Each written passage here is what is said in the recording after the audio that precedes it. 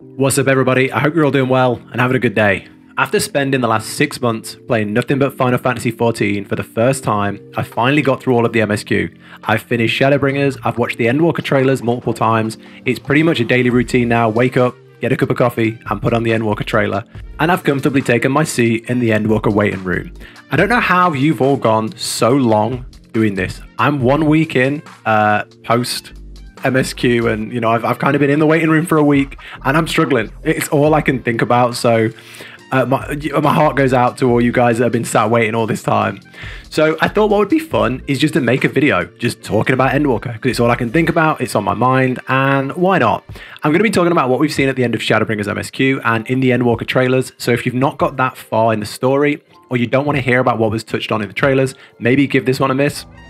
This is going to be pretty rambly.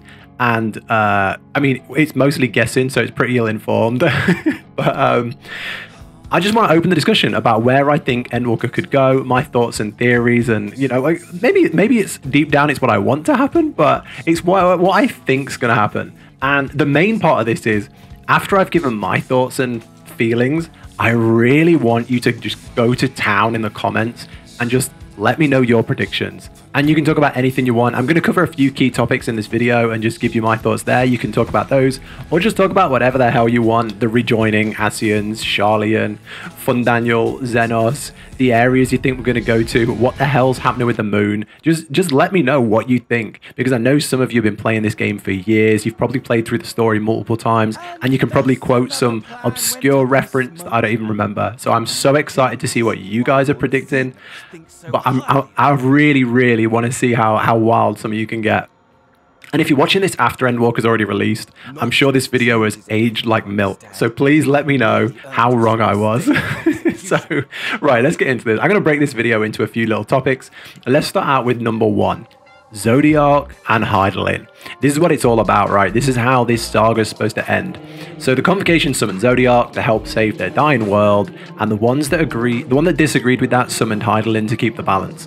The Aseans that remained were following out Zodiark's will to rejoin the world. That's kind of the broad summary of what we know, but Zodiark we really don't know a great deal about. We've seen interpretations of him, and we've had a vision of the big purple crystal at the end of ARR or Heaven's Word, I can't remember. Whereas we know a lot more about Hydaelyn. We've met the crystal, we've been led by the voice. There was a lot of stuff with Elidibus and Hydaelyn that was kind of confusing to me, and we've seen her potentially true form in the trailer. So Hydaelyn's looking really interesting now, but there was a lot of talking about maybe she was too weak to reach out of us, so I don't know how that's going to come apart. But one thing I think we're going to see in this expansion is either a huge lore drop about Zodiark and Hydaelyn that we didn't know about, maybe flipping it round that Hydaelyn is evil and Zodiark is good. That's really out there though. But the main thing I think is going to happen is a huge fight between Hydaelyn and Zodiark. So I think we're going to summon Hydaelyn or take her form either by dying and coming back like Minfilia, but instead of being like the voice of Hydaelyn, we're going to be like the sword of Hydaelyn, I don't know. Or the same way that Yzael took the form of Shiva, and they're going to play on maybe Hydaelyn being a primal, and we're going to take her form. I think that's going to happen. And then we're going to come up against, this is proper out there, the true form of Zodiark, or Zodiark given form by someone else. I think we could see like some Asean maybe reincarnated, like an unsundered Asean, a little bit. Or if we go back to a line by Xenos, I shall drink a sea of souls and gorge myself upon the darkened moon.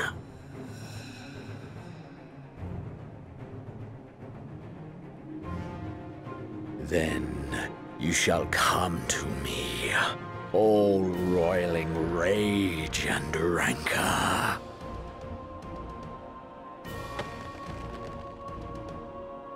And the stars shall bear witness to our final contest. Imagine if out there wildly we could see Xenos controlling Zodiark like he did like Shinryu, or he could absorb his power like his ether in some way, so he can have the ultimate battle with us. So we take on Hydaelyn's power, and he takes on Zodiark, and we have some giant good and evil battle that he's been waiting for 3 expansions now. I think that would be epic. And I think it would be such a cool fight. But that's probably my wildest prediction in here. And I'm so excited to see in the comments what you think is going to happen with Zodalin. Zodalin's not real. Zodiac or Hydaelyn. Let me know. I'm really excited because I feel like there's so much lore and so much stuff scattered throughout the whole MSQ that you can probably piece together and get some pretty cool stuff there. But yeah, let me know what you think. The next thing, the Aseans. This is the next topic, the Aseans. From where we are now, we know that pretty much all the Unsundered are gone. If what we know about the Aseans and how to kill them is true, then all of the Unsundered, La Habrea, Emma, Elidibus are gone. But there's still multiple Sundered Aseans roaming around that we've seen in the game, such as the ones in Eden. I think there's maybe 4 or 5 left. Most noticeable, obviously going into expansion, is Fandaniel. Is there 6 left? Maybe? I don't know. I'm sure you'll correct me. So, yeah, one thing I think is we're going to see some dead ones come back to life. Everything we know about killing the Aseans was, I think, discovered by Moonbrayer, which she found out from Charlian? Is that right? But that seems proper sus. It seems kind of sus. Because I think there's something going on with Charlian. And the biggest doubt of all for me is Elidibus. I think he's technically trapped in the Crystal Tower on the first. And I think if we need his power somehow, if maybe Elidibus needs to return and Fandaniel wants to break him free, Xenos wants to break him free, or we learn something like Hydaelyn's evil. I think there's going to be something huge dropped in Charlian, like a huge lore drop. If we learn something, maybe we need to go break him free. Then I think he's coming back. I think he's the one that didn't get the same.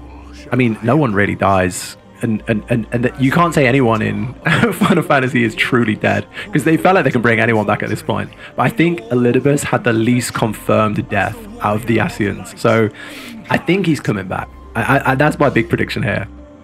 Next, the other side, the Scions. The launch trailer gave a very worrying signal, Alphanor making a sacrifice. But then it put each of the Scions on screen and it hinted not everyone's going to make it. I've personally grown very attached to the Scions. Most of them, it would hit real hard if they died. Even the ones that I didn't like, I really never liked Urianger. And now I'm a huge fan to the point where Astrologian's like one of my favorite classes. So if they do anything to hurt the Scions, I'm going to be so upset. But seeing as this is the end of the Zodiac and Hydaelyn saga, and they're going to start something fresh after that, I'm not sure how necessary the Scions are going to be in the same form as we have them now. And I think if we see a death, it's going to be all or nothing. I don't think it's just going to be like one character like Papelmo, like a token death to prove a point. I think it's going to be big. It's going to be big to start the new series, the new saga in a different light, or we're not really going to see anything like that. Like no deaths. And if we're thinking who's going to die, I think that the older the character, I think the more worrying. I think they want to start fresh. So if they're going to burn off characters that have already had their full character arcs, my prediction here is Thancred. He's had an amazing character arc throughout the whole story since ARR, and he's even had an ending to the whole Minfilia and Reen situation. I think there's a lot of talk about La Habrea coming back in some form. And if he does, this would really tie off Thancred's story. It all started with him and La Habrea, and it could easily end with him and La Habrea. And I'm very, very worried about Thancred. Y'shtola as well seems very much in front of the forum in Charlian, and that looks a bit dangerous. She's also got the attachment to the light stream. Not called a light stream. What's it called? The ether rift that she keeps going into. I think there's going to be something there. I think to finish this giant battle, or to finish this giant saga ending, I think we're going to need some crazy things pulled, and I think Y'shtola might need to do something a bit crazy and use all of her power. And I'm worried about her. I think some that are fine is, I think Graha's fine, and I think the twins are fine. That's my big prediction. There you go. I've said it. You can all tell me I'm wrong in a week when at the very start of the game one of the twins dies. But I don't think that's going to happen, and I really hope it doesn't. But hey, on the flip side, I think everyone could be fine. and they just might not play a major part in the next saga. Kind of like how Lys just moved aside at the end of Stormblood. We might see the same sort of thing, where we say goodbye to certain characters, and then us and 3 other characters just move on and start the next saga in 6.1. But I'd love to know what you think here, because it's really worrying. I've kind of lost sleep over it. It's really worrying. I don't want to see any of them go. And I hate even talking about it. And I'm going to hate reading it, but I do want to read it. The last thing I want to talk about is Sharlayan. We don't know that much about Sharlayan, really. Knowledge sharing is forbidden. They're very reclusive. And they would rather watch the world burn than get involved. I believe that pretty much. I believe that they wanted to watch the world burn and that they were just evil. Until what happened with the twins and their father. That didn't sit right. That didn't feel right. And it was kind of talked upon afterwards. And I think they're excluding information from the forum and from their, their secret library to protect the twins. I think they're pushing them away to protect them. And I think it could be one of 2 things. One, if Hydaelyn and the Scions win the war, it could end badly. And the only way to truly win and save the world is for Zodiark to win or for the rejoining to happen. And I don't think that could happen, but it kind of would make sense in a way. It ties into a few things. Or that they've got knowledge of like an even worse threat.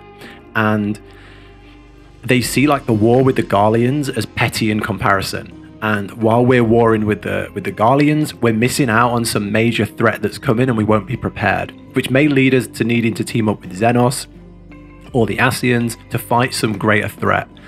Either way, I think Sharlayan is going to give us a huge lore drop, such as what we first saw from Emma in Shadowbringers. I'm really interested to see what it's going to be. I feel like whatever lore we get from them is going to be about Zodiark or Hydaelyn, and I feel like it's going to... As soon as we've read that, we're going to all have wild theories going forward.